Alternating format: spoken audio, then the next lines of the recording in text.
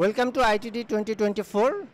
Sir, বাংলাদেশের সমাজবিজ্ঞান ও নৃবিজ্ঞানের এরকম মহাযজ্ঞ মহাসম্মেলনে আপনাকে স্বাগত জানাচ্ছি। স্যার, বাংলাদেশে সমাজবিজ্ঞান ও নৃবিজ্ঞান চর্চায় এই ধরনের কনফারেন্সের প্রয়োজনীয়তা এবং অবদান কি হতে পারে স্যার, এবং সার্বিকভাবে আপনার কাছে কেমন মনে হচ্ছে আমাদের আয়োজন, একটু বলবেন please. Okay, thank you very much. I'm very much happy to see this conference that Sociology and Anthropology Department has been able to organize such a big international conference.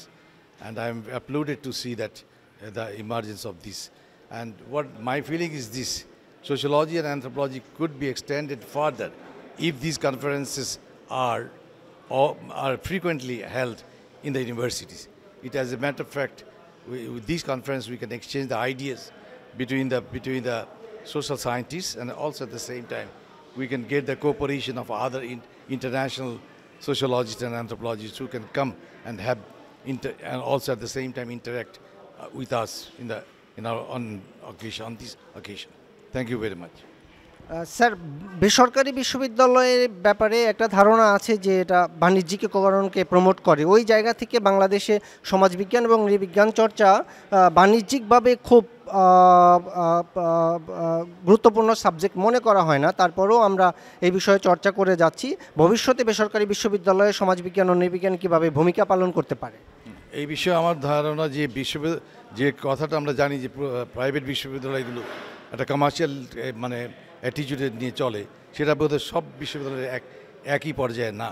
যেমন আমি নিজে নর্থ সাউথ ইউনিভার্সিটিতে পড়াই, এবং আমি দেখিনি যে atmosphere, যে সিচুয়েশন সেখানে আছে, এবং সেই সিচুয়েশনে very, very bright students of North South University, they're going abroad for their education. And also at the same time, I'm very much, I'll appreciate at the same time the Green University because of its big campus, and I have the confidence that definitely Green University will expand further. And this is not meant by this is not, as a matter of fact, intended to make any sort of commercial business here. So I have that opinion. Thank you sir. Sir, প্রযুক্তির এই যুগে যেখানে প্রযুক্তি সংক্রান্ত বিষয়গুলোকে শিক্ষার্থীরা সাধারণত priority দেয়, সেখানে ক্যারিয়ার তৈরিতে সমাজবিজ্ঞান ও নৃবিজ্ঞানের প্রসপেক্টটা কতটুকু দেখেন? সমাজবিজ্ঞান এবং নৃবিজ্ঞানের প্রসপেক্ট যথেষ্ট ভালো। যেমন আমরা দেখেছি, যেমন আমি খুব ইমপ্রেস যে একজন মেডিকেল সায়েন্টিস্ট তিনি পর্যন্ত সমাজবিজ্ঞানের ডিগ্রি করেছেন। সুতরাং আমরা জানি যে সমাজবিজ্ঞান বিষয়টা এটা কিন্তু টেকনোলজির যুগে বেশি দরকার, কারণ আমাদের social scientist will guide the technologist.